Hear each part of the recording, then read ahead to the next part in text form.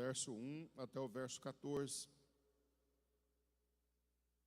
Deixa eu me sintonizar aqui junto com os irmãos.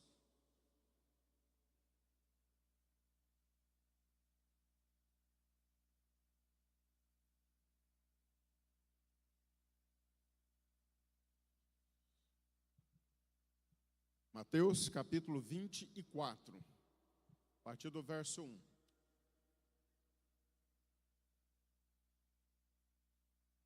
A linha aí que vocês estão no capítulo 20, né? É o capítulo 24, isso, verso 1. Muito bem. Se você trouxe Bíblia, querido, pode ler na sua Bíblia. Se você não trouxe, glória a Jesus que Ele nos deu um telão maravilhoso aqui para a gente ler. Tá bom? No nome de Jesus. Minha amada, muito obrigado. Diz aí assim o texto. E quando Jesus ia saindo do templo, aproximaram-se dele os seus discípulos para lhe mostrarem a estrutura do templo. Jesus, porém, lhes disse: vedes tudo isto?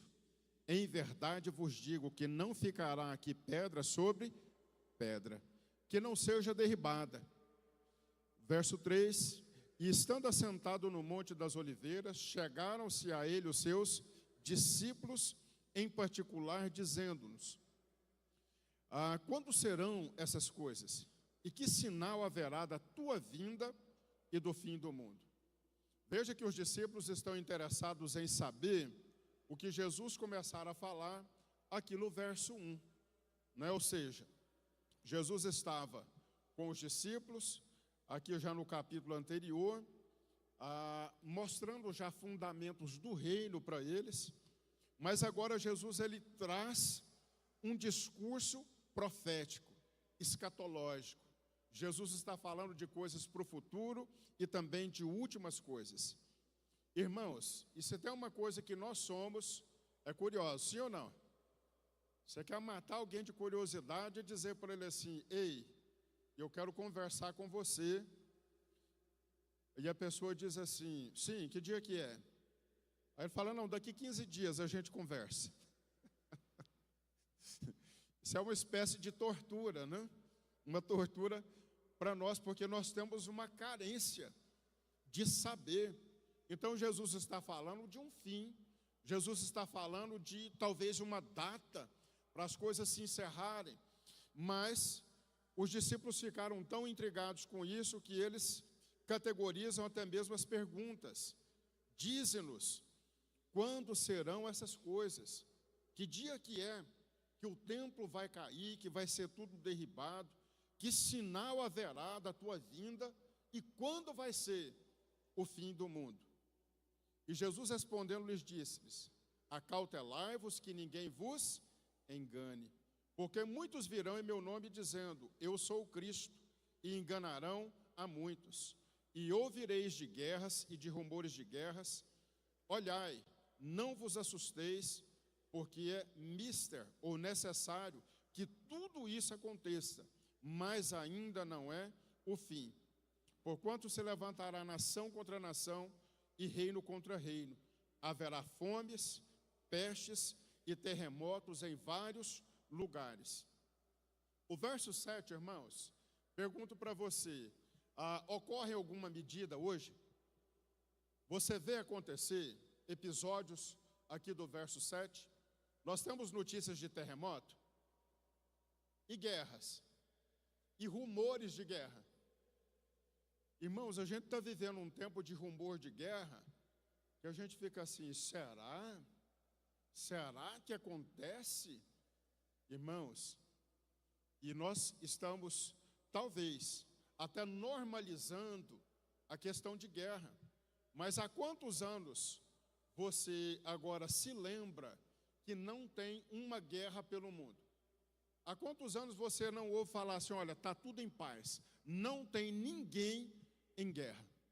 Tenta puxar da sua memória aí. A mais recente qual é?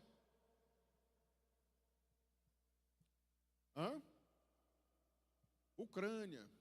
Começou logo ali na pandemia, depois um pouquinho, e vai, mas agora tem outra. e tem outra, e tem outra. Irmãos, já está até se normalizando.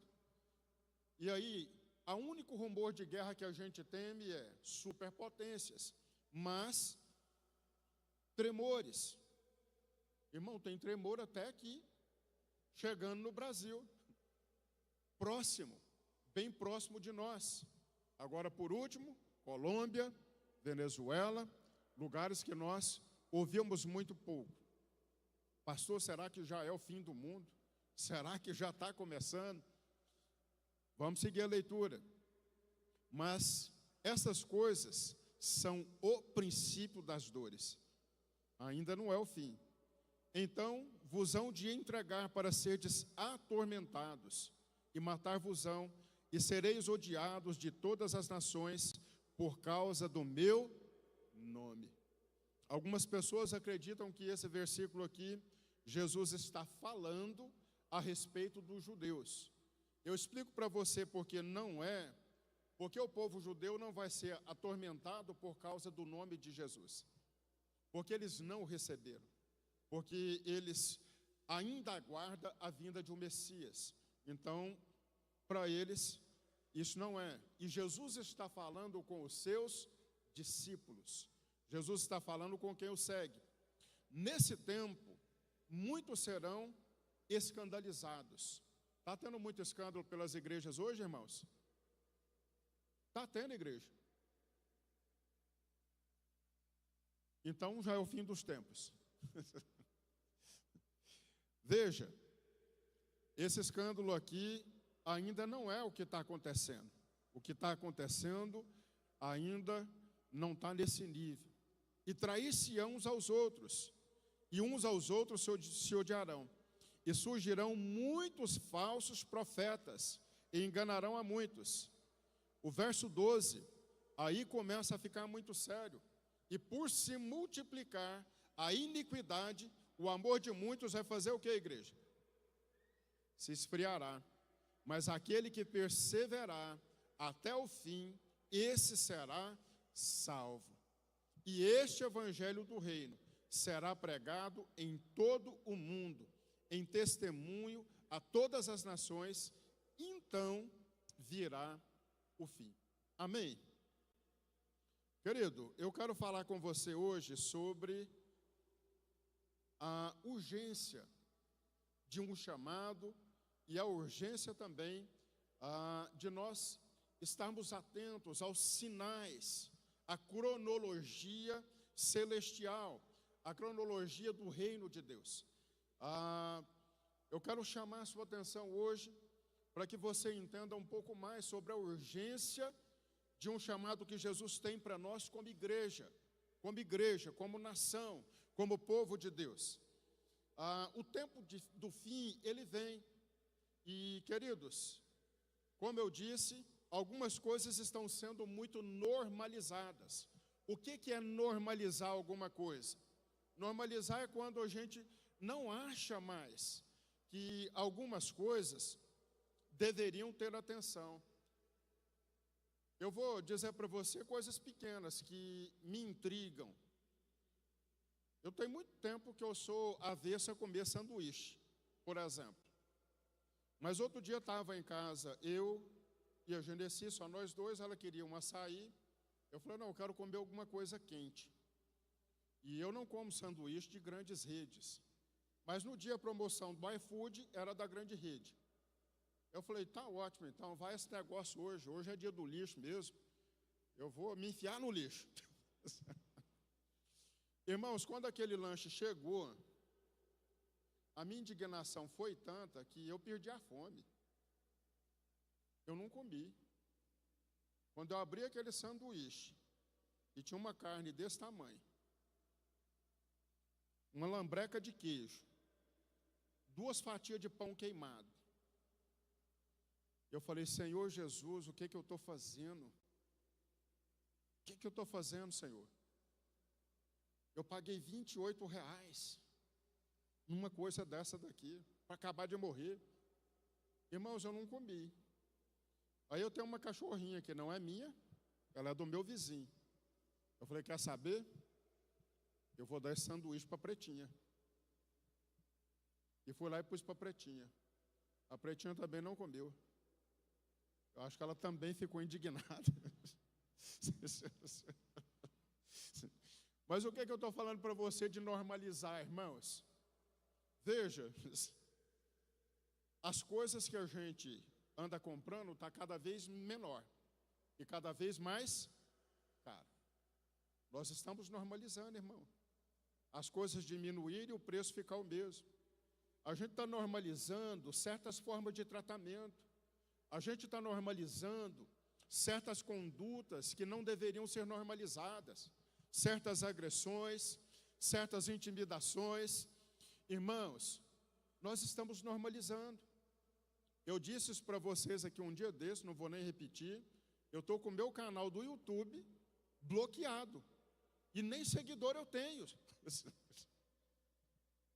Tentei achar qual postagem que é, que eu disse alguma coisa que ofendeu alguém, mas não achei, simplesmente deram um strike no meu canal. Aí estou lá. Eu nem fui atrás. Por quê, queridos? Eu disse para vocês aqui na igreja, um dia desse, daqui um dia nós não podemos falar contra o diabo. Por quê? Porque vai ser discriminação religiosa. Bom, a gente está normalizando que, poxa, a gente tem que respeitar muito mesmo, pastor, as religiões da terra, dos ancestrais e dos ancestrais. E vai indo, irmãos. Aí coisas que estão na Bíblia, são princípios da palavra, para nós vivermos. Irmãos, daqui a pouco nós não podemos pregar. Daqui a pouco a gente não pode pregar contra adultério, a gente não vai poder pregar contra pedofilia, a gente não vai poder pregar, querido, olha, sobre santidade. Por quê? Porque a própria igreja está normalizando algumas coisas, sem entender que existe um relógio e que ele está trabalhando, ele está avançando, e na cronologia do reino de Deus, as coisas estão acontecendo. E nós olhamos para o cenário mundial e a gente vai percebendo tensões de toda sorte, de todo tipo, mas o que o Senhor está falando para nós aqui, está mostrando para a sua igreja e falando para os seus discípulos, que essas coisas vão acontecer como sinais para o seu povo, e o seu povo deve estar atento. Então Jesus ele faz uma lista de acontecimentos, aí entra o verso 4 e o verso 13, e ele faz questão de dizer, isso ainda não é o fim. Isso ainda não é o fim. Por quê? Porque o nível de maldade, o nível de perversão, o nível de esfriamento, irmãos, ele vai ser tão grande que talvez as pessoas nem suportarão. O capítulo 24 de Mateus, você vai encontrar algo lá no Evangelho de Marcos e em Lucas também, retratando a mesma coisa, mas ele aponta muito para o que está em Apocalipse, mostrando então como o relógio de Deus se move aqui na terra e como a igreja precisa ser encontrada fiel. E aí eu quero falar com você aqui, querido, sobre fidelidade, sobre evangelho. Porque o que Jesus está falando para eles, quando este evangelho, Jesus está fazendo um recorte e mostrando que é algo muito específico, uma mensagem exclusiva, uma mensagem única, uma mensagem, e o que Jesus ele classifica como este não é outro evangelho, ou outros evangelhos. Se Jesus está dizendo, olha, este, é porque Jesus já está alertando o seu povo. Tome cuidado, porque será pregado um outro evangelho. E eu temo, irmãos, que muitos de nós, talvez já esteja com o coração, com a mente e com a vida tomada por outro evangelho. Tem um evangelho que está sendo pregado hoje, e esse evangelho talvez é o mais forte no nosso meio. Qual evangelho é? O evangelho da autoajuda. esse evangelho é muito difundido, o evangelho da autopreservação. Todo evangelho que coloca o homem como centro, ele está tirando Jesus de Senhor, de Salvador, de Rei dos Reis, e está trazendo e rebaixando Jesus, querido, a um nível menor. Tome cuidado, irmãos, porque muitas vezes nós estamos ficando, abastecidos por mensagens de autoajuda. De autoajuda. Você quer ver ofender alguém, irmão? Dependendo do nível de problema, de dor que ele está, é você não dar uma palavra para ele de ânimo, uma palavra de... Sexta-feira foi muito engraçado. Eu fui pregar numa cruzada, na sexta-feira, e estava também um cantor, pregador, pastor também, e eu estava vendo a empolgação dos irmãos no momento do louvor, porque no momento do louvor estava efusivo e tendo palavra profética sendo liberada, irmãos, na vida das pessoas. E todas as palavras que ouviram palavras de conforto, de consolo, de que tudo vai dar certo, Deus vai levantar, Deus vai abrir a porta, e etc. Está errado? Não. Mas aí quando passou para mim, para pregar a palavra, aí, irmãos, o termômetro já estava mais baixo. Desapareceu os glória a Deus e aleluia. Porque a mensagem que eu estava pregando já não estava falando tanto sobre, olha como Deus vai te ajudar, como Deus vai te dar, olha como Deus vai abrir porta, olha como você vai ficar rico, olha como os seus negócios vai dar certo. Mas não, quando a mensagem chega com confronto, dizendo, olha, você precisa se arrepender dos seus pecados, você precisa se alinhar com o céu, você precisa se alinhar com Deus. Irmão, o glória a Deus e aleluia, ele vai sumindo, ele vai desaparecendo. Querido, ouça, não é que eu não ache, não é que eu não acredite, pelo contrário, eu acredito e muito. Sabe por que eu reúno os irmãos aqui para orar? Porque eu acredito que Deus é bom, amém? Eu acredito que Deus tem cura para nós, acredito que Deus tem restauração, acredito que Deus tem poder, querido, para transformar circunstâncias que eu e você, nem na maior das boas vontades, nós conseguiríamos. Somente através do poder de Deus. É uma fé, é uma convicção, é um crer. Mas, querido, eu não posso passar os dias pregando um evangelho, dizendo para você que Jesus vai te dar a casa própria, ou que Ele vai te dar um carro, ou que Ele vai aumentar o seu salário. Não, irmão, eu preciso dizer para você que Jesus, Ele vem para buscar uma igreja, um povo que Ele salvou. Quem aqui é salvo, diz amém. Salvar, olha, é o começo da jornada, a salvação. Mas Ele vai vir para buscar um povo que está firme, um povo que é fiel, um povo, querido, que não voltou atrás, um povo que não decaiu, um povo que não abriu mão do governo de Deus na sua vida e se entregou ao governo do homem. Entende, igreja? Poxa, pastor, eu queria tanto ouvir outra coisa nessa noite. Eu vim tão empolgado. Irmão, mas é isso, eu também. Tem dia que eu chego aqui numa vontade de ouvir assim, nossa, Deus vai mandar os 1000 que vocês estão orando e pedindo na próxima semana. Bênção. Eu brinco com essas coisas. Geralmente, quando o profeta me acha, é só para me consolar. Olha, filho, vai passar por prova, mas fica firme, viu? Deus está contigo. Falou, glória a Deus. Deus é bom, Ele não vai me deixar, não. Maravilha. Irmãos, este evangelho, nós não podemos abrir mão do verdadeiro evangelho.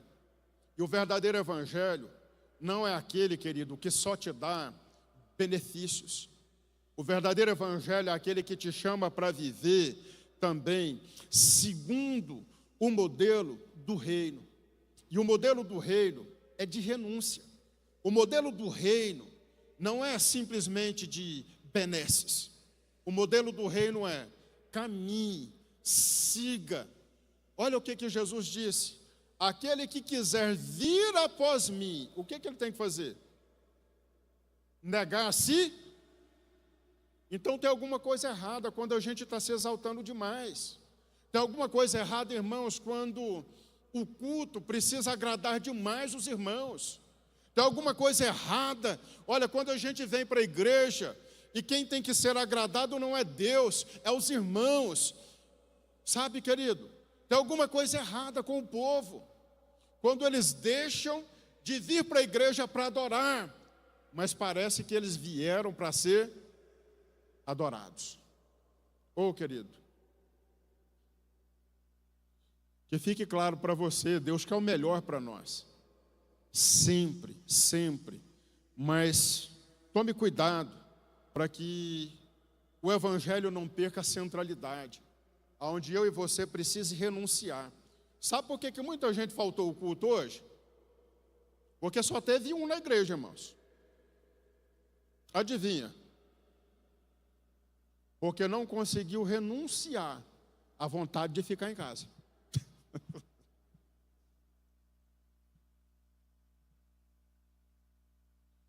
Eu não sei, pastor, eu tô tão cansado.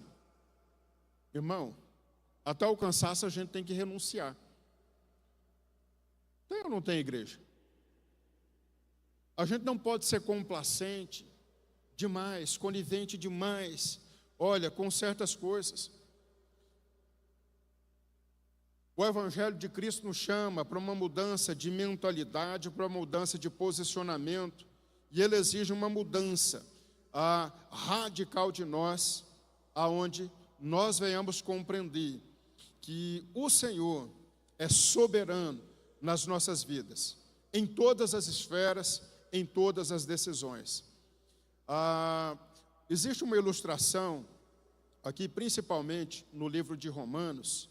Ele mostra algo para nós. No primeiro século, quando o imperador romano ele vencia uma batalha, ele mandava um arauto. E o que o arauto ia fazer? Ele ia proclamar a vitória do rei, a vitória do império. E aí, quando o arauto ele pronunciava, ele anunciava que o imperador tinha vencido, as pessoas só tinham duas opções. Quais eram? Se render incondicionalmente à soberania daquele governo, se render, ou ser tratado como o que, igreja?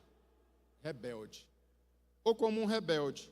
Ou seja, não tinha opção.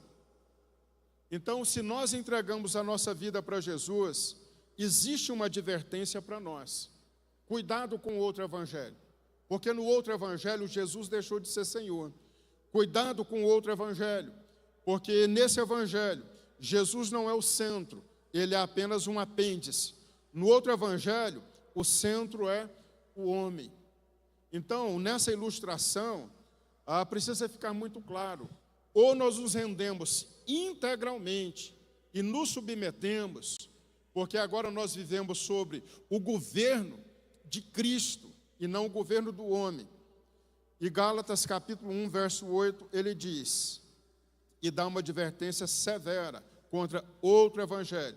Em Lucas 9, 23, ele fala do custo do reino de Deus, que é o discipulado, é o negar-se a si mesmo. E aí, irmão, a abrangência desse testemunho. E aqui começa um pouco de uma responsabilidade também para todos nós. Quando Jesus diz que essas coisas vão acontecer, ele primeiro diz a primeira etapa, a que está mais próxima, respondendo a pergunta dos discípulos.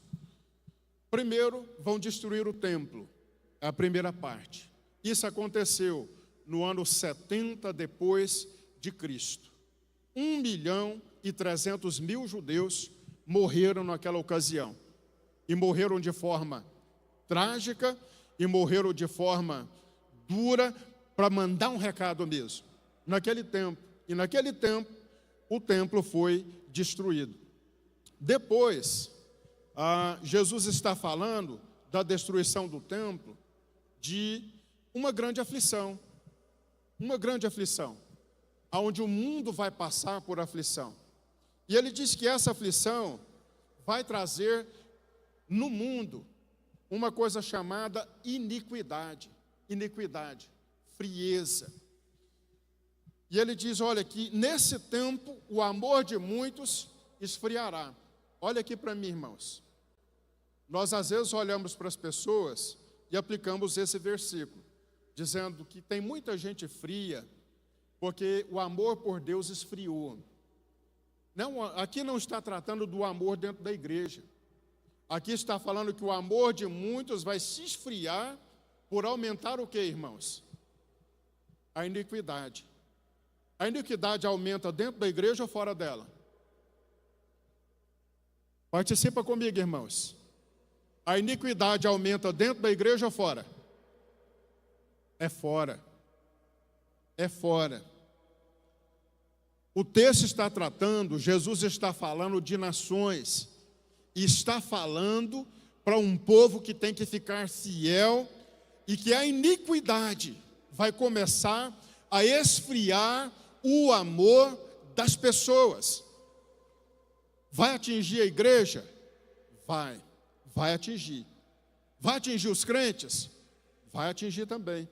Só que ele está dizendo que o mundo ele vai chegar num estado, olha, de frieza, querido, de desamor, de deterioração tão grande, que tem coisas que a gente não será capaz nem de reconhecer. O amor de muitos esfriará. Irmão, isso já está acontecendo. Hoje é difícil ajudar alguém, é ou não é? É difícil ajudar até animal. Certa feita, o Arthur quase vai preso, porque ele pegou um cachorrinho, lá na avenida, lá perto de casa, o cachorrinho estava para lá, e levou e pôs numa casinha de cachorro que tem lá na minha rua. Não deu 5 minutos, tinha foto dele no grupo, o povo dizendo, olha aí, que criminoso, largou o cachorrinho aí. Irmão, e se você abandonar um cachorro hoje, a cadeia é mais rápido que abandonar uma criança. Entende, irmãos? Amor de muitos vai esfriar. Amor por gente, por pessoa. Tem gente que passeia com cachorro, mas não passeia com gente. Está avesso a gente. O amor de muitos vai esfriar, vai esfriar, por conta do aumento da iniquidade. Aí, querido, onde isso se aplica para nós, aqui para a igreja, é que eu e você não pode ser contaminado por isso. Uma coisa triste é ver um crente que está frio, um crente que se esfriou, e ele diz, é por conta disso, daquilo, do outro, mas Jesus já está advertindo, Jesus já está falando para mim e para você, que no final dos tempos, o amor de muitos vai esfriar, porque vai se multiplicar a iniquidade. Então, querido, cuidado para você não mudar de lado. Cuidado para não ser você aquela pessoa que esfriou, que se apostatou da fé. Aquela pessoa, querido, que hoje não é mais um crente fervoroso, não é mais um crente ardoroso, que talvez nem se identifica como um crente.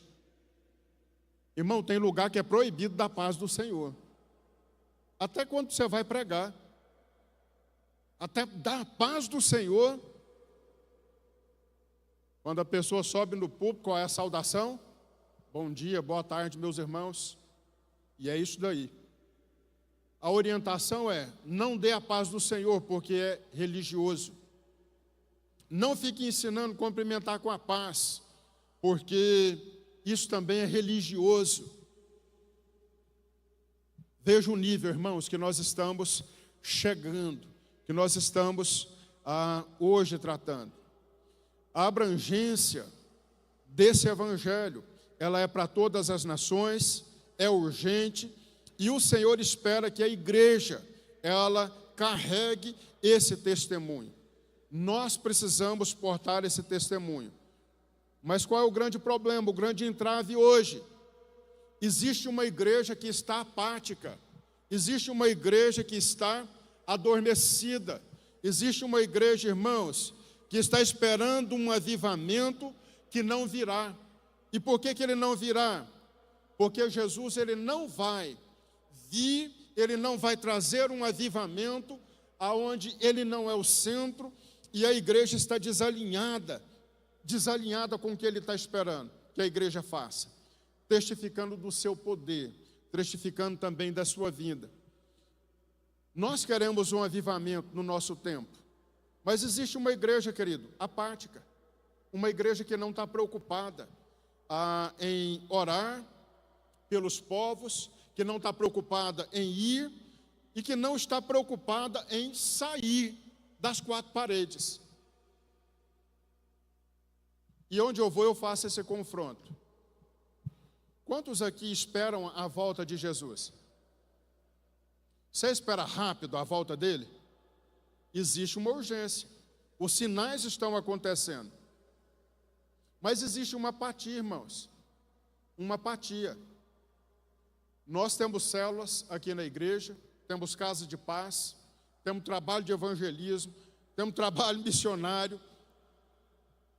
Por que eles não avançam? Porque muitos de nós, primeiro, não querem abrir as suas casas. Outros não querem abrir suas agendas. Outros não querem se envolver nesse trabalho aqui. Irmãos, de falar, de evangelizar, de pregar este evangelho. Este evangelho. Nós não queremos alcançar, às vezes, a vizinhança próxima, quem dirá a distante. Nós queremos um avivamento, mas estamos distantes, às vezes, daquilo que Deus pretende e espera de nós. Não temos agenda, não temos espaço e, às vezes, não temos vontade. Ah, meu irmão, como eu gostaria de estar pregando para você aqui hoje, dizendo, olha, irmão, Jesus está voltando e a coisa está boa. Irmão, não está boa não.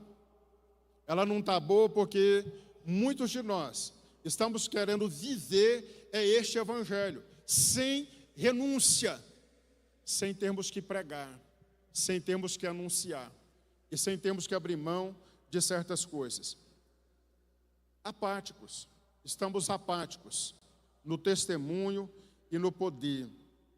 Atos 1:8 fala que o poder do Espírito Santo é concedido especificamente para que nós possamos pregar esse evangelho até os confins da terra. Apocalipse 5:9 fala da visão final do reino. Homens também de toda tribo, língua, povos e nações. Está também no capítulo 7. Isso nos fala da responsabilidade da igreja, querido, de se envolver. E aí está dizendo, então virá o fim. O fim virá quando a igreja mudar também a sua postura, quando a igreja se alinhar. Eu quero caminhar aqui para o final, querido, dessa mensagem, com você, mostrando uma coisa. Jesus não está dando uma palavra de condenação. Jesus está trazendo uma palavra de alerta e um chamado para a igreja a cooperar com a obra divina.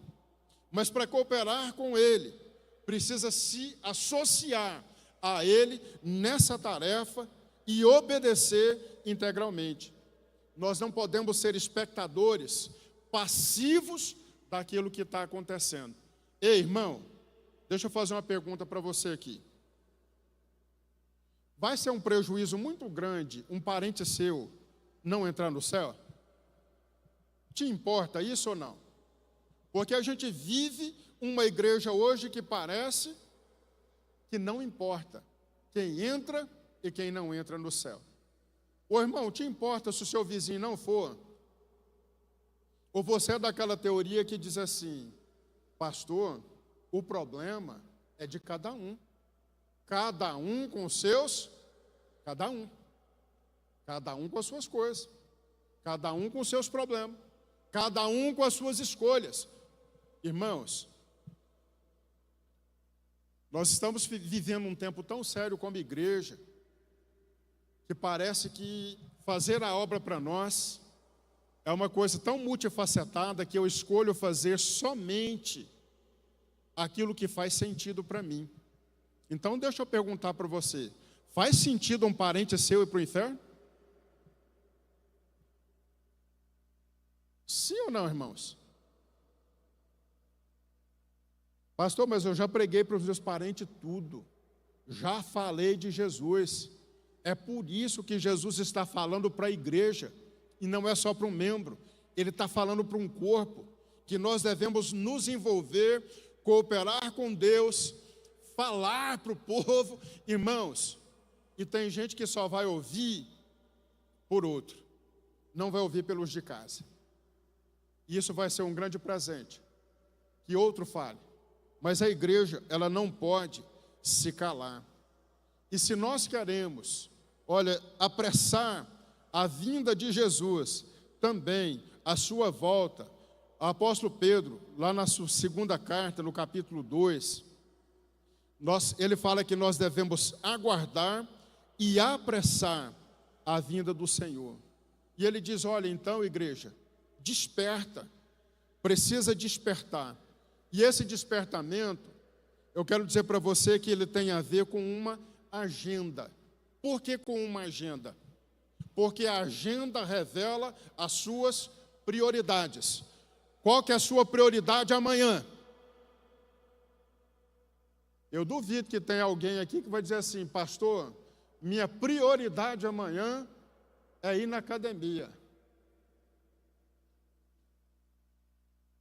Mas quem é que vai trabalhar amanhã? Stephanie, você não vai? Ei, privilegiada essa mulher, meu Deus do céu. Irmãos, é a sua agenda. A sua agenda está mostrando prioridade.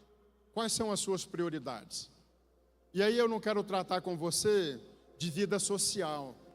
Eu quero falar para você de prioridade espiritual. A sua vida espiritual é prioridade para você, o seu estado espiritual, o seu estado de fé, o seu estado de alma, de ligação com Deus, o seu estado de alerta sobre o relógio de Deus, dizendo, olha, eu vou voltar, e eu não quero te encontrar dormindo, eu não quero te encontrar no sono, eu não quero te encontrar na negligência, eu não quero encontrar você disperso, pelo contrário, eu quero você alerta, porque você vai subir comigo, porque logo eu vou voltar, e nós vamos julgar as nações, e vai haver um arrebatamento, esse é o fim, vai haver um arrebatamento, e sabe quem Jesus quer ver lá? Levanta a sua mão para o céu, amém, Jesus quer te ver lá. Mas eu pergunto para você, nessa noite, quem mais você quer ver lá?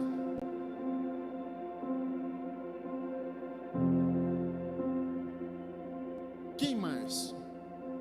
Quem é que está faltando, irmão? Talvez na sua imagem. Jesus também quer ver essa pessoa. Sabe, quando tudo isso acontecer, e é por isso que a igreja, ela não pode ser apática, omissa, ela não pode ser sonolenta, ela não pode ser cansada, ela não pode ser pesada, ela não pode ser uma igreja, querido, que se arrasta. Ela precisa ser uma igreja que faz o quê? Se move. Ô irmão, fica de pé um pouquinho aí. Fica de pé um pouco. Essa igreja, ela tem movimento. Essa igreja que vai chegar até o fim, ela não é uma igreja, querido, que está parada, que se escondeu dentro de um prédio. Não. É uma igreja que sabe a urgência de pregar a palavra, de anunciar, de viver, de praticar. E quando eu falo anunciar a palavra, talvez você está pensando assim: poxa, pastor, não tem tempo de ficar pregando. Eu não quero que você pregue. Eu só quero uma coisa: viva. Viva. Se tiver uma igreja vivendo como igreja, testemunhando como igreja, irmão, conversando como igreja, se expressando como corpo de Cristo, expressando Cristo, irmão, essa é a maior pregação. Sabe por quê? Porque falar, até o burro, a mula fala. Entende, irmão? Está cheio de gente falando, mas está ficando vazio de gente vivendo. Sabe, está cheio de gente, olha, conhecendo um evangelho, mas está começando a diminuir muito o número de pessoas vivendo. Se esse evangelho começar a ser vivido na minha casa, na sua casa, irmãos, isso vai começar a alastrar por aí no mundo. E o Senhor Jesus disse que quando esse evangelho for pregado até os confins da terra, então virá o fim. Qual é o seu confim da terra, irmão? Qual o lugar mais longe que você tem que ir para pregar, para testemunhar, para contar, para mostrar que você foi alcançado por esse evangelho?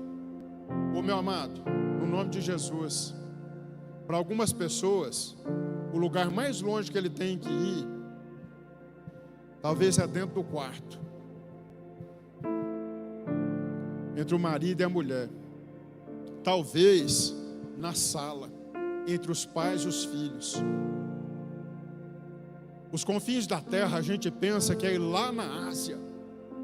Não, irmãos, às vezes os nossos confins da terra, eles estão muito próximos de nós, e nós não vamos, e nós não cruzamos a fronteira. Querido, precisamos despertar. Despertar.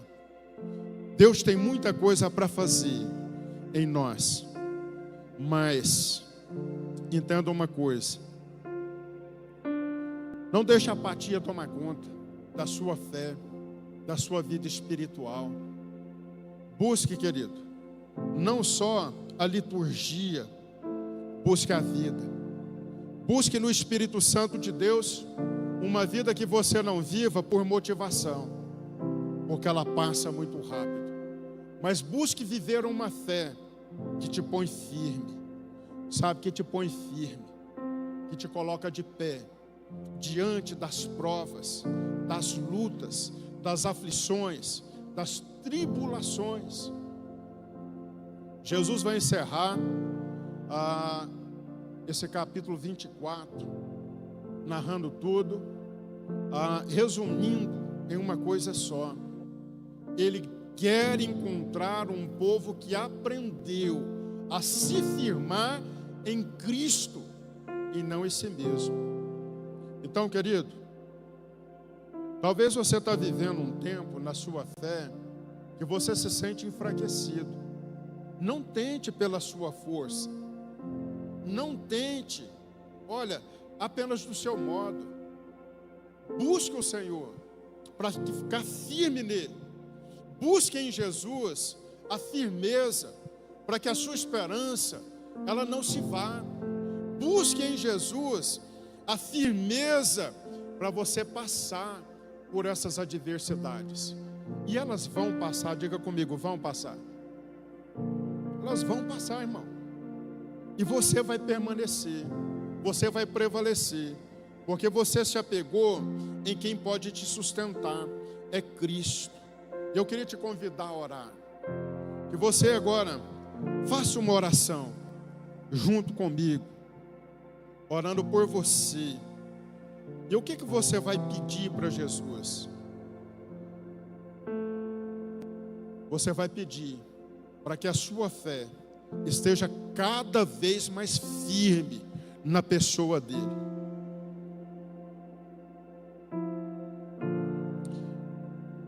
Fale com ele, querido. Fale com Jesus. Peça para ele tirar toda a apatia. E se você sente uma apatia à sua volta, se você sente uma apatia, uma sonolência, querido, à sua volta, em outros irmãos, talvez dentro da sua própria casa, uma dispersão, talvez a iniquidade tentando esfriar, matar o amor, matar a palavra, matar o poder. Ore, querido, nesta hora. Ore pedindo para o Senhor trazer fervor. O Senhor não vai vir buscar uma igreja fria, nem morna. Ele vai vir buscar uma igreja que está atenta aos sinais, esperando por Ele, esperando a sua vinda. Ele não vai vir dar poder para quem está dormindo, mas Ele vai vir dar poder para aquele que está alerta, para testificar, para testemunhar o poder dEle, transformador sobre a terra.